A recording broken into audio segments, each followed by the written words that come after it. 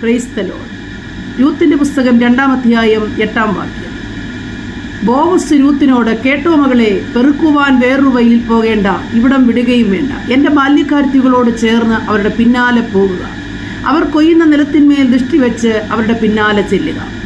എത്രയോ ദയയുടെ ഒരു വാക്കുകൾ അന്യദേശത്ത് യൂത്തിന് ലഭിക്കുകയാണ്. യൂത്ത് തൻ്റെ സ്വജാതിക്കാരെയും ചാർച്ചക്കാരെയും തൻ്റെ അവസ്ഥകളെയും മാതാപിതാക്കളെയും എല്ലാത്തിനെയും വിട്ട് തൻ്റെ അമ്മാവിയമ്മയായ നവോമിയോട് ചേർന്ന് അന്യദേശത്തേക്ക് ബേത്ലഹേമിലേക്ക് വന്നിരിക്കുക. സർവശക്തനായ ദൈവത്തെക്കുറിച്ച് വെളിപ്പാട് ലഭിച്ച ആ നവോമിയുടെ ദൈവത്തോട് ചേർന്ന് നിൽക്കുവാൻ രൂത്ത് കാണിച്ച മനോഭാവം അവിടെ ജീവിതത്തിൽ ഇതാ ഒരു വലിയ നന്മയിലേക്ക്, പ്രതീക്ഷിക്കാത്ത അനുഗ്രഹത്തിലേക്ക് അവളെ കൊണ്ടെത്തിക്കുക.